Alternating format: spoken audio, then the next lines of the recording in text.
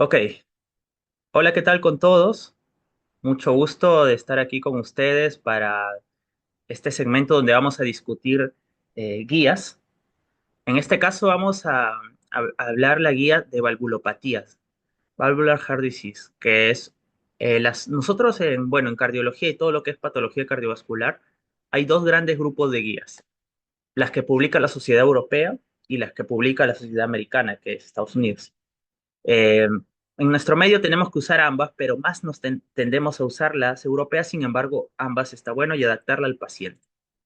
Ahora, estas guías no salen cada año, sino salen cada 4 o 5 años porque tienen que haber nuevos estudios randomizados y luego metaanálisis de estos estudios randomizados y recién se publicó una guía.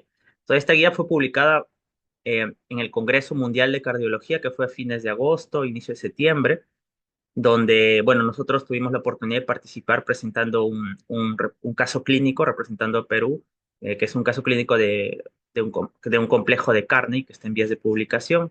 Complejo de Carney es el tumor cardíaco benigno más frecuente del corazón, es el mixoma, pero cuando tiene causa genética familiar se llama complejo de Carney, ¿no? Y una paciente con hasta 4 veces recurrencia de mixoma en un periodo de menos de 6 años, ¿no? Muy interesante el caso, con estudio genético y todo. Entonces ahí estuvimos en la presentación mundial de estas guías, donde, bueno, el principal autor, eh, entre todos los autores de la guía, y luego designan a uno de ellos, por ejemplo, el doctor Borger, Michel Borger, eh, y lo expone, ¿no? Entonces luego se debate la guía y todo. Es muy impresionante cuando hacen este tipo de congresos. Y bueno, vamos a hablar sobre esta guía, pero de una forma que sea entendible para, para, para no solo les sirva a quienes están afines a la especialidad, sino cuando van a ser médicos generales, porque también hay estudiantes, o para los exámenes que van a rendir, puedan ustedes atender pacientes y resolver bien estas preguntas, ¿ok? Les muestro el INCOR, que es el Centro de Excelencia Cardiológico a nivel Perú. Y bueno, vamos a continuar. Bueno, esta guía es bastante extensa, la charla no va a demorar más de 30 minutos, realmente tenemos acá un cronómetro. Vamos a primero hablar sobre las nuevas recomendaciones, vamos a hablar sobre la valvulopatía aórtica hoy y en otra charla que vamos a tratar de hacer el mismo día siempre, vamos a hablar ya sobre la mitral, tricuspide. Entonces vamos a comenzar. Lo primero es que ustedes tienen que saber que cuando nosotros vamos a operar, o bueno, los cirujanos, porque yo soy de cardiología clínica, los cirujanos van a operar alguna válvula, tienen que saber si no tienen que operar otra cosa. Por ejemplo, tienen que saber si no tienen que también cambiar la aorta. Si la aorta está dilatada, la raíz de aorta, por ejemplo, más de 55 milímetros, siempre se opera, más de 52 con bajo riesgo quirúrgico, si tiene un recambio valvular más de 45, ya vamos a ver esos puntos de corte, pero hay que medir la raíz aórtica, porque tal vez hay que cambiar la válvula y también la raíz aórtica. Entonces, hay que estudiarlo por eso a los pacientes en ese punto. Entonces, yo les pongo un ejemplo. Se va a cambiar la válvula aórtica, pero yo no solo voy a ver la válvula, tengo que saber si también tengo que operar la aorta y poner un tubo valvado. Puede ser mecánico, biológico, usualmente mecánico, la cirugía de Bentall, que es cambiar la raíz de aorta con la válvula, ¿no? Y que además se tendría que operar en el corazón. Tengo que saber si sus arterias coronarias están bien o también tengo que operarlas, las arterias, o bueno, el cirujano tiene que operarlas. Entonces, en el árbol, acá nosotros tenemos el tronco de la coronaria izquierda, la arteria circunfleja, que va a ir hacia la zona lateral eh, del VI, ¿no? Y a veces la parte posterior, la arteria descendente anterior, que va toda la parte anterior del ventrículo izquierdo, y hay un ostium para la coronaria derecha, y esta coronaria derecha pues va a irrigar también no solo el ventrículo derecho, sino la pared inferior del ventrículo izquierdo. Entonces, yo tengo que hacer un examen para ver las coronarias. Ahí en el chat los voy leyendo, sus respuestas solo las puedo ver yo. Así que les pregunto, ¿qué examen creen que ustedes yo debería hacer para ver si las coronarias tienen obstrucciones y debo operarlas? Y ahí veo sus participaciones. ¿Con qué examen yo podría ver si hay una obstrucción en el tronco, 90%, y tengo que someterlo también a cirugía poniéndole un bypass, un puente? Claro, muy bien por ahí, Cristian, muy bien, Harold. No, EKG no. EKG, si el paciente es crónico, el electro a veces no tiene cambios, ¿ah? El electro solo hace cambios en agudo. ¿Cómo yo puedo ver? ingreso por la arteria radial, un catéter, o femoral podría ser, llego hasta la raíz de aorta, por ejemplo, por acá, y acá ingreso contraste. Y veo todo el árbol coronario. Y donde no pasa contraste, eso es ahí hay obstrucción. Ese examen se llama coronariografía. Pero justo muy bien, por ahí comentó Alessandra, nosotros, esto es lo que usualmente hacemos. Por ejemplo, en el centro donde me estoy formando, INCOR, hacemos coronografía porque es el más exacto. ¿Ya? Pero, como por ahí comentó Alexandra, actualmente lo que la guía está cambiando es que ahora tenemos una nueva prueba, que usualmente el cardiólogo que se luego se especializa en imágenes, se especializa en angiotomografía coronaria. Angiotomografía coronaria. Y esto no lo tienen muchos centros, pero no es solo tener el tomógrafo, sino hay que tener uno de alta gama para ver bien las coronarias, porque imagínense, 5 o 6 milímetros hay que ver ahí exacto si hay una lesión o no.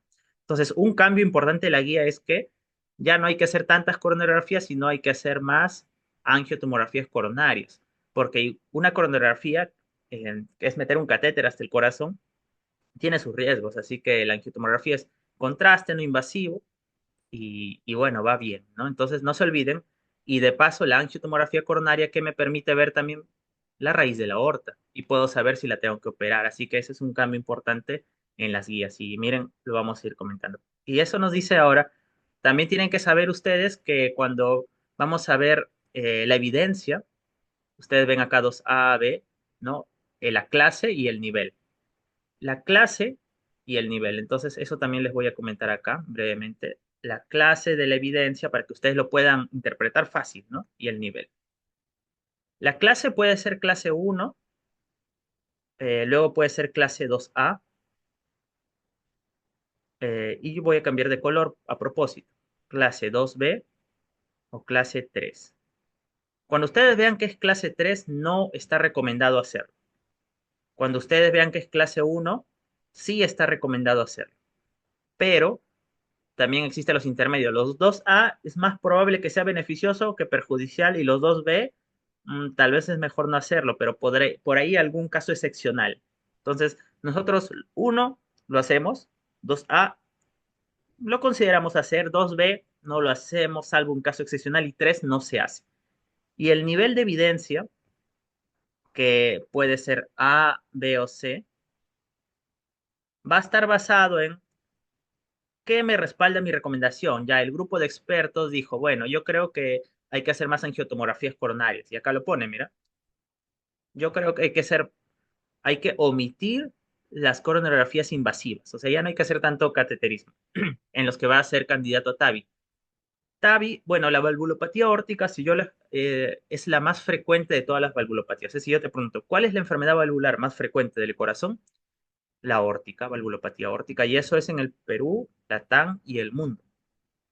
Cuando tú tienes un problema de la válvula aórtica, que lo más frecuente es que sea degenerativo, o sea, por la edad, pero también existen las malformaciones, lo reumático, yo lo puedo cambiar de dos formas, esta válvula que ya está fallada.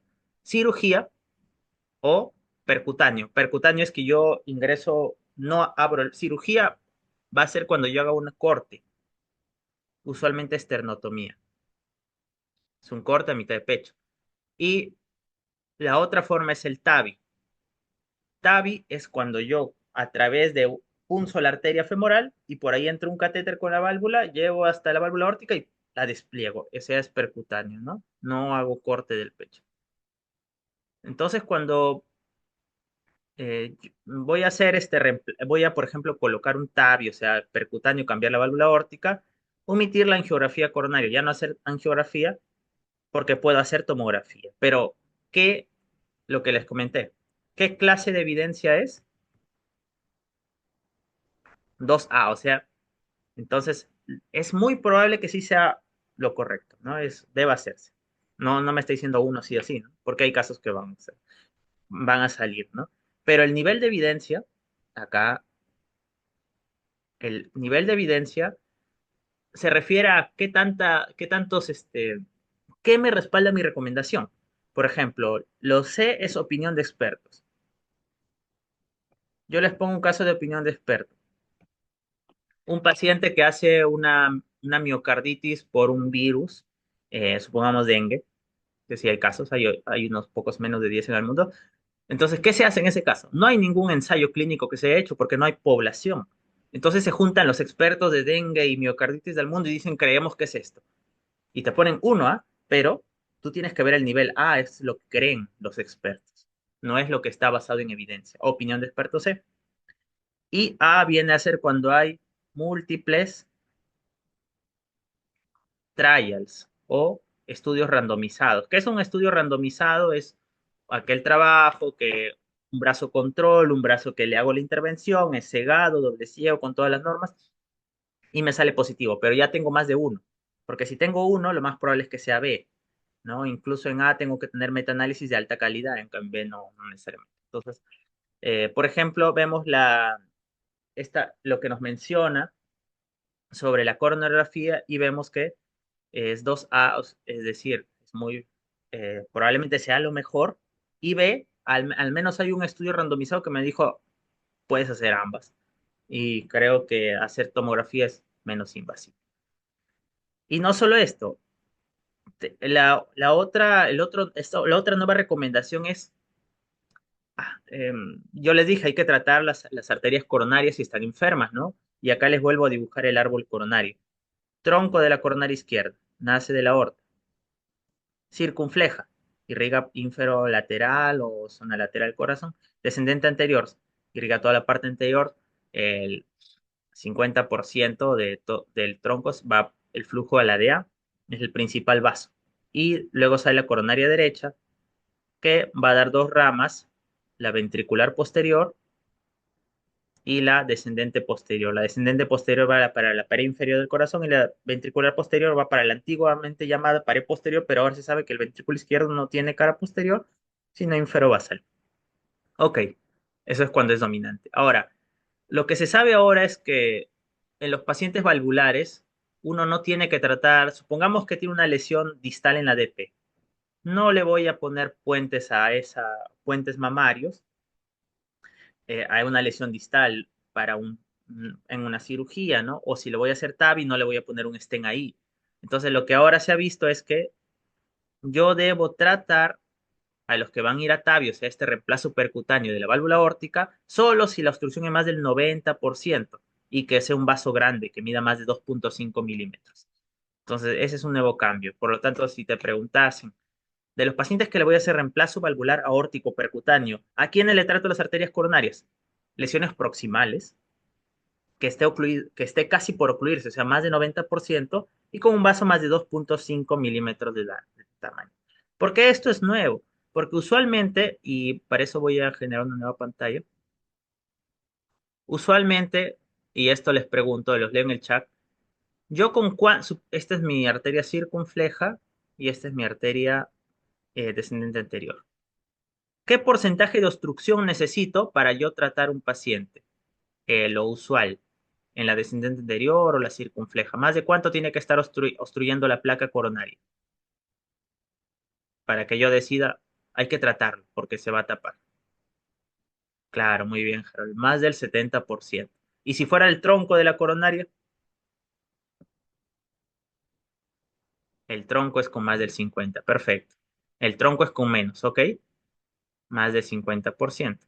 La coronaria derecha también más del 70%, ¿ok? Y no puede ser un vaso pequeño, tiene que ser un vaso que sea más grande que el catéter, o sea, más de 2,25 a 2,5 milímetros. O sea, no debe ser un vaso tan pequeño. Si yo coloco un stent en un vaso pequeño, se va a tapar o va a ser restenosis, ¿no? Pero para los que les voy a colocar un TAVI, me está diciendo la guía que no con 70, con 90. Eso ha cambiado. Y el vaso más de 2,5 milímetros, ¿no? Entonces, eso es lo que ha cambiado. Entonces, en esta pequeña parte has entendido cómo se clasifican las recomendaciones. Siempre lo pregunto en el pase de visita, qué es clase B? Perdón, ¿qué es clase 2B? ¿Qué es nivel A? ¿No? Y también hemos hablado de la nueva recomendación y cómo uno evalúa las cirugías, ¿no? Ahora, lo siguiente es que nosotros también, cuando vamos a hacer esta tomografía, en TAVI, pues le ponen 2A, y en el resto valvulopatías, le pone uno, pero ¿en qué contexto? En el contexto de que yo tengo una baja probabilidad de que sea coronario. O sea, si yo tengo un paciente joven de 40 años, ¿qué paciente joven de 40 años puede hacerme una valvulopatía? Es muy frecuente en lugares rurales que muchas veces infecciones faringias, ¿no? No se traten, se traten sin antibióticos y les da fiebre reumática, les dio en la niñez, se dañó la válvula y ellos no se dan cuenta hasta que ya llegan a insuficiencia cardíaca.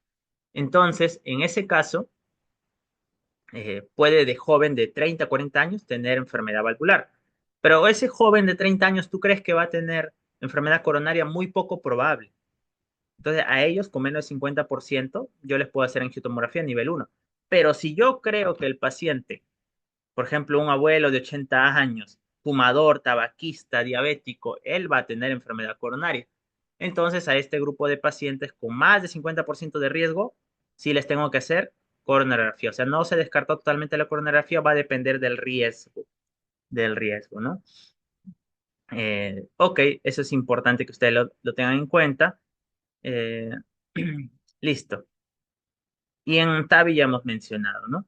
Ahora, deberíamos idealmente tener hay que hacer diagnóstico multimodal, o sea, no solo tener una ecocardiografía, sino también una ecografía transesofágica, que en la ecografía transesofágica lo que hacemos es ingresar con una leve sedación al paciente un manguito de eco, pero delgado, ¿no? Como una endoscopía por el esófago, llegar a medio esofágico y ahí ver la válvula, se ve más cerca, ¿no? Tomografía y resonancia a veces podría ayudarnos, ¿no? Y es importante cuando uno va a decidir operar una válvula, eh, tener primero el examen clínico. Chicos, ustedes no saben cuántos pacientes, si le hubieran ocultado el soplo, hubieran tenido un diagnóstico antes de que la enfermedad ya sea muy severa, porque a veces la enfermedad llega a un punto que ya es inoperable o ya está complicado con endocarditis. Cuando las válvulas están enfermas, los pacientes hacen endocarditis. Entonces, ustedes, por ejemplo, oculten a sus familiares, aprendan a ocultar. La medicina está perdiendo mucho la clínica y eso no debe perderse. Entonces, por ejemplo, yo qué hago, bueno, estoy en un centro cardiológico, pero ustedes también en el hospital, si están, podrían encontrar pabellones de cardiología, oculten sin saber el diagnóstico. Luego ustedes digan, creo que este que tiene soplo es tal, y vas al diagnóstico y confirmas. Si eso no es y así vas aprendiendo. Hay que confirmar la severidad. Acuérdense que casi siempre se interviene solo si es severa. O sea, una válvula, insuficiencia mitral leve, moderada, no suele intervenirse. Estenosis aórtica moderada no suele intervenirse. Hay que ver si es severa. ¿Ok? Concomitantes, este, enfermedades cardíacas, dilatación de raíz, coartación de aorta, otra valvulopatía, etcétera. Fragilidad.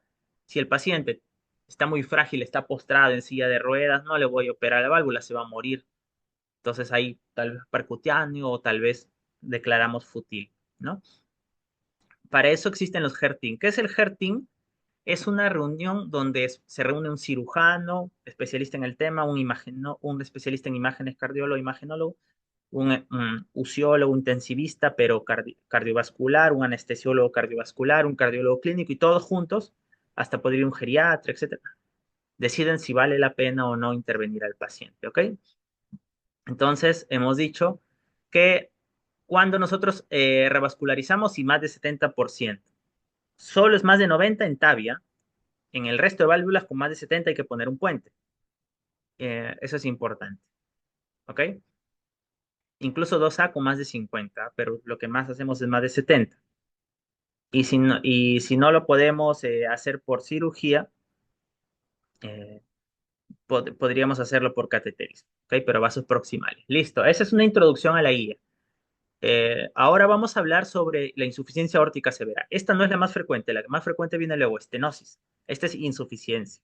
¿Qué es la insuficiencia? Pues que la válvula no cierra. Y al no cerrar el flujo, por ejemplo, viene la sangre de la válvula mitral, ¿no? Ya. Se llenó el ventrículo, ahora va a eyecta, sale el gasto cardíaco hacia la aorta, pero no se cierra y regresa. Eso es insuficiencia aórtica. Puede ser agudo o crónico. ¿Y qué va a pasar? Las insuficiencias dilatan el ventrículo. Crónico, al regresar se va dilatando el ventrículo, dilatando hasta que un punto que el ventrículo tan dilatado empieza, ya no puede contraer con fuerza y hace insuficiencia cardíaca y de eso fallece. O esa válvula se infecta también. Entonces, en lugares con altos recursos, eh, Rich Resource, lo comentan en la guía,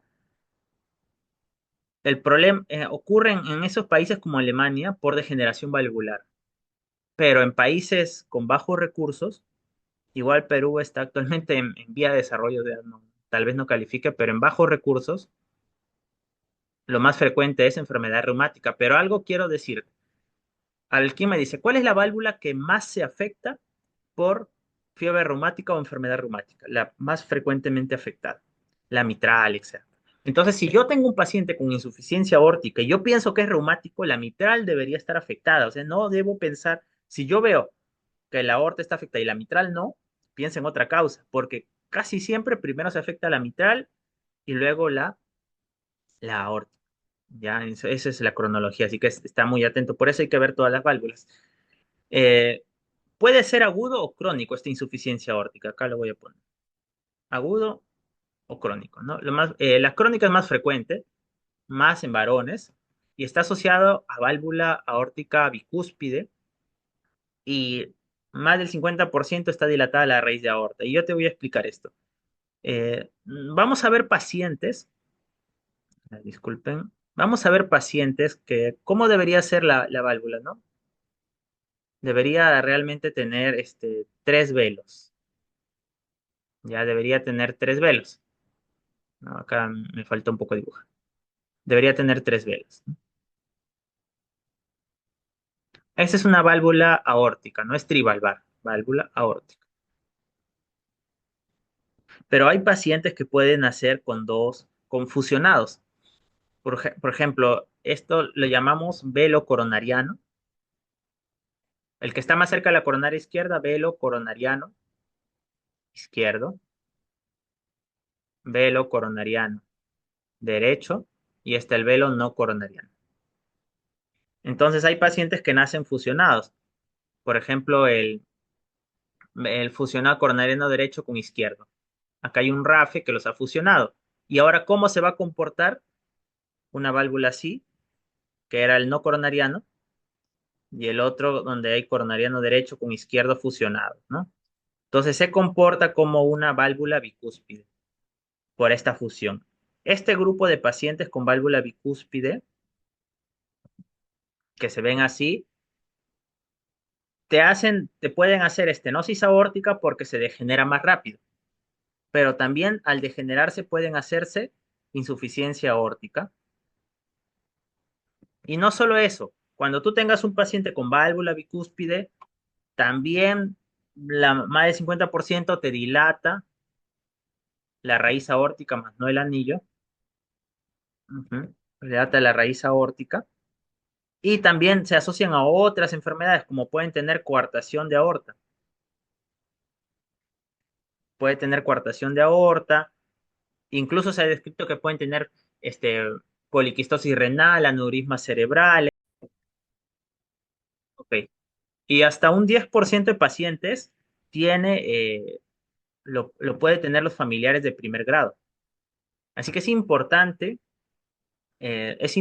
chicos, que ustedes vean cuál es la causa, porque le podrían avisar a la familia que el 10% tal vez tiene lo mismo, o la aorta dilatada, y no solo voy a operar la válvula, tengo que descartar coartación de aorta, tengo que descartar que no tenga dilatación de raíz de aorta. Esa es la válvula aórtica bicúspide que hay que siempre pensar. ¿Ok? Eso es lo importante. Cuando es aguda, esta aguda, pues usualmente al paciente va a edema agudo de pulmón y lo intuba. O sea, si de forma aguda de forma crónica, pues el flujo que regresa se adapta, pero de forma aguda no se puede adaptar. Entonces, el, el- ¿por qué de forma crónica se adapta? Porque se va dilatando el corazón, pero de forma aguda no va a soportar ese corazón pequeño, todo el flujo que está regresando va a ir va a ser insuficiencia mitral prácticamente funcional, porque del ventrículo se va a regresar a la aurícula izquierda y la aurícula izquierda al pulmón y te va a hacer edema agudo de pulmón. Si te hace insuficiencia aórtica aguda, hay que intubar al paciente de edema agudo de pulmón. ¿Quiénes hacen insuficiencia aórtica aguda? La disección de aórtica, estánfora, o sea, de raíz de aorta ascendente, ¿no? Las endocarditis también. Se rompe la válvula, insuficiencia aórtica aguda. Más frecuente es crónica, pero tenemos ambos casos, ¿no? De todas formas, cuando los pacientes son crónicos, los fármacos que podrían utilizarse para bajar la postcarga son los IECAS o los bloqueadores de canal de calcio dihidropiridínicos, como amlodipino, nifedipino, ¿no? En IAO sintomática podrían bajarme los síntomas, pero no beta bloqueadores. Esto sí no debo usar en insuficiencia aórtica. ¿Por qué? Y es bastante sencillo de que ustedes lo entiendan. Miren, en insuficiencia aórtica, el flujo, en sístole todo bien, sale el flujo. Pero ¿cuál es el problema? En la diástole. En la diástole se regresa, ¿verdad? Entonces yo te pregunto, esta es mi frecuencia cardíaca y le voy a poner 70. Cuando yo bajo la frecuencia cardíaca, por ejemplo a 50, ¿qué es lo que más aumenta, la sístole o la diástole? Supongamos que yo le di un beta bloqueador y la bajé a 50. ¿Qué es lo que más aumenta cuando yo bajo mi frecuencia, la sístole o la diástole?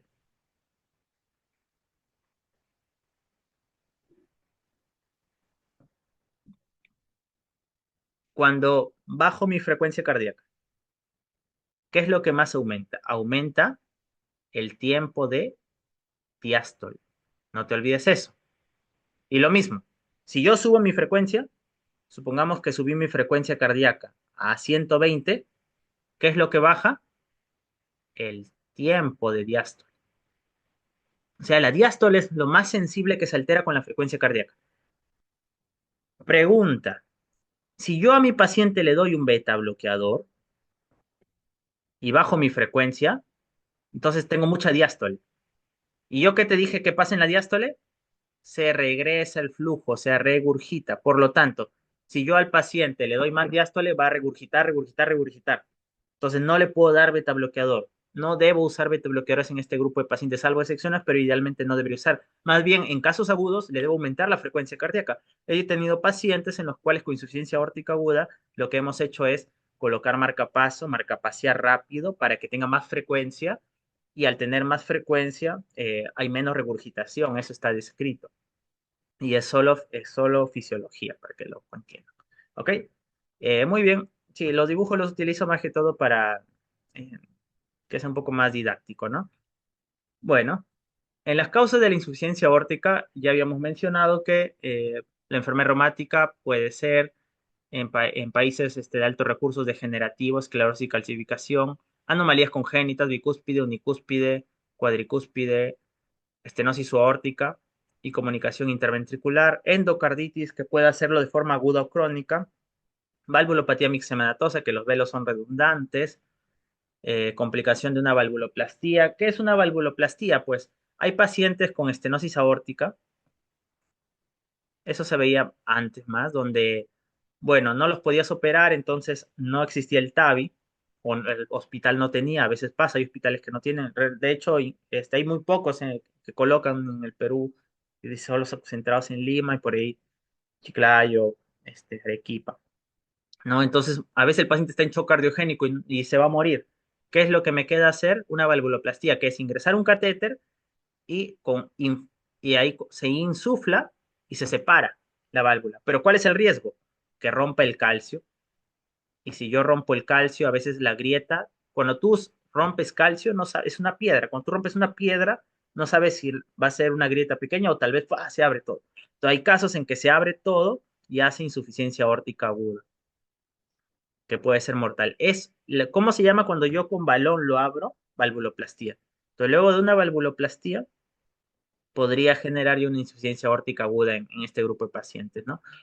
Entonces, eso es importante, una causa, ¿no? Otras causas, que no sea el problema valvular, sino en la raíz aórtica. Si se dilata arriba, pues se va a dilatar la válvula. Bueno, va a ser por tracción. Y ahí están los Marfan, que son pacientes que es una colagenopatía, el Ehlers-Danlos. Cuando joven tenga este problema, sospecha eso, ¿no? O si es un joven que tiene, por ejemplo, fiebre, un tema autoinmune, incluso enfermedad coronaria, pero por oclusión de los ostios. una aortitis, cuando tú tengas aortitis, o sea, inflamación de la aorta, hay que pensar en Takayasu. Es una vasculitis de vasos grandes. Tuvimos un caso que penosamente falleció, pero una paciente que se inflamó toda la aorta y ocluyó los ostios de la coronaria y también hizo insuficiencia aórtica, ¿no? Entonces, no te olvides, cuando se inflama la raíz de la aorta, por la inflamación ocluye los ostios de la coronaria y también es insuficiencia aórtica, ¿no? Y hay otras aortitis de células gigantes, de Reiter, que pueden generar esto, ¿no? Ok, y miren, esto es respecto a la fisiopatología, algo breve.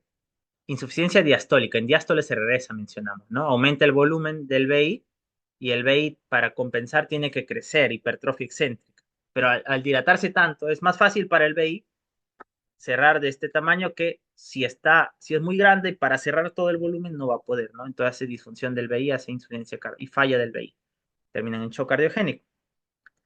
Eh, al tener mucho volumen que regurgita, tiene que hacer más fuerza, consume más oxígeno y el corazón no tiene dónde sacar energía, entonces va haciendo isquemia, isquemia, isquemia, ¿no? Y eso va de isquemia miocárdica. Eh, Hay menor volumen de eyección efectivo, de astenia y menor aporte de consumo de miocárdico de oxígeno, ¿ok? Básicamente lo que más daña es esto. Al regresar el flujo, dilata el corazón tanto y las presiones del corazón aumentan que cuando las coronarias quieren irrigarlo, se enfrentan a una cavidad con mucha presión y no lo pueden irrigar bien. No puede bajar el flujo porque hay demasiada presión acá, que compite.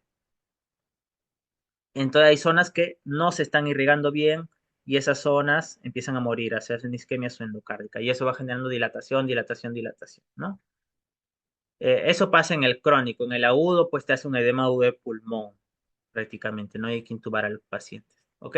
Hay una clasificación que utilizan, bueno, más la AJA, está en el libro Brangwell, que es la Biblia, pues, de cardiología, eh, pero no está, es un libro, es como un libro, pero las guías es lo último que, ¿no? Entonces lo clasifica A con riesgo, B cuando ya está progresando. Por ejemplo, ¿quién tiene riesgo? Un bicúspide, cuando ya hay esclerosis, cuando hay enfermedad de los senos de la porción ascendente de la aorta, antecedente fibromática, reumática, tú dirías estadio A. Pero si ya veo calcificación leve a moderada, una válvula bicúspide que ya tiene poca calcificación, senos aórticos dilatados, ya diría B. Y en los B ya tienen insuficiencia aórtica leve o moderada. Bueno, los C ya tienen grave. ¿Cómo está definido grave? Nosotros vamos a ver un YEC de regurgitación y si ese YEC lo medimos, se llama vena contracta, más de 6 milímetros es grave, ¿no? O eh, de todo lo que se regresa es más del 65% del espacio por donde pasa, que se llama el tracto salido BI, también grave. O lo que se está regresando es más de 60 mililitros, también es grave. O si se regresa más del 50% de lo que envió, también es grave, ¿no? Y hay una medida que nosotros hacemos que es el ORE más de 0.3, pero eso no viene al caso. Pero el C es grave, asintomático, y esto es lo que quiero que te grabes. El D es el que usualmente operamos, y es grave sintomático. El asintomático muchas veces lo seguimos y ya cuando es sintomático se opera. Hay casos que el asintomático se opera, sí, pero la mayoría que se va a operar son los sintomáticos. ¿Ok? Eso es importante que lo tengas en claro. Entonces, mira, estas imágenes son muy ilustrativas para ti. Ves que hay, en lugar de que haya tres válvulas, ¿no? ¿Ves dos? Ok, esta es una bicúspide. Bicúspide, ¿ok?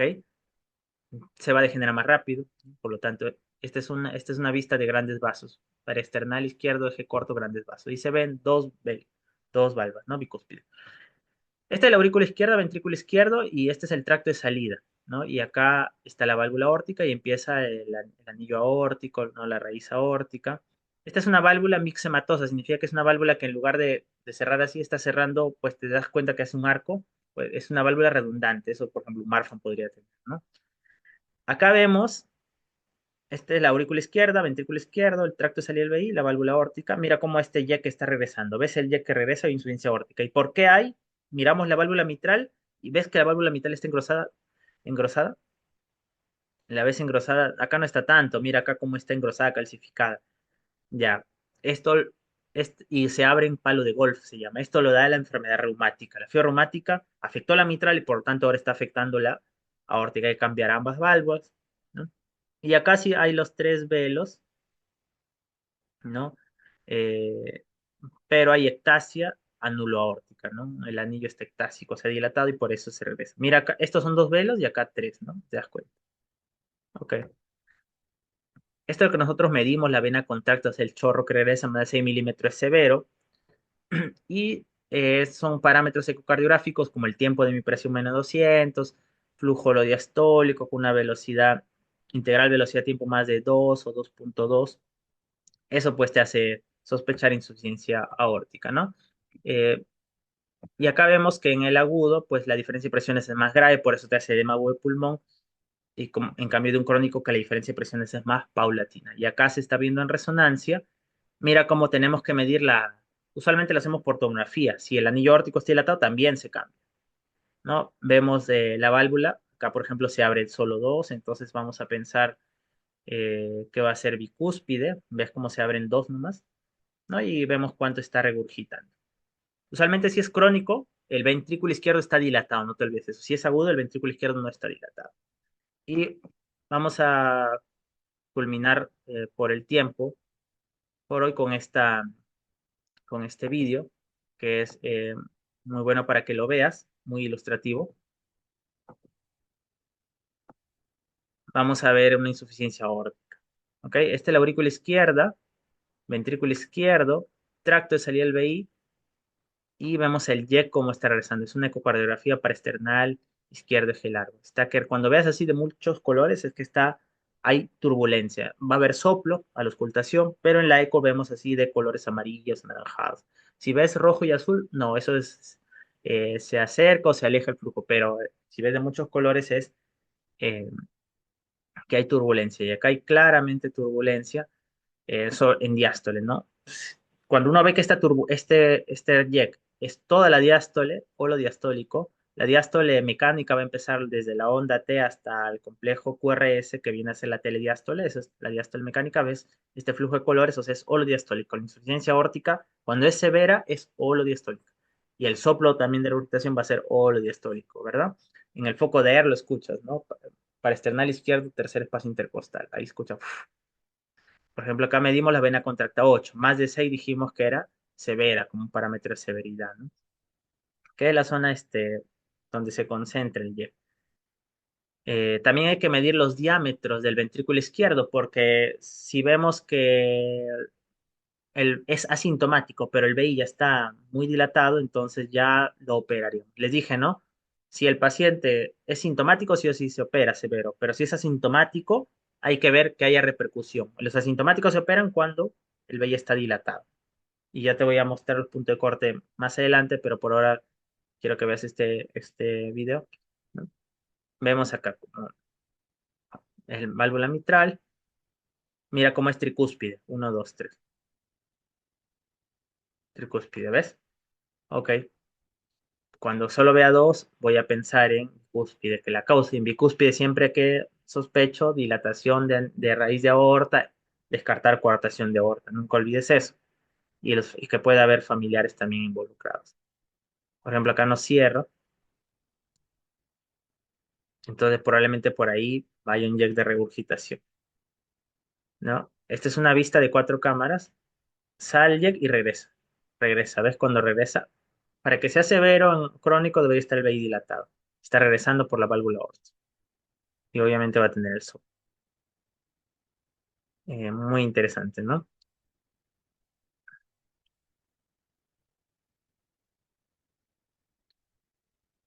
Y bueno, este es el pressure half-time, que menos de 200 te habla de severidad. Ahí lo vemos, menos 200 y cómo está ahí regresando el jack.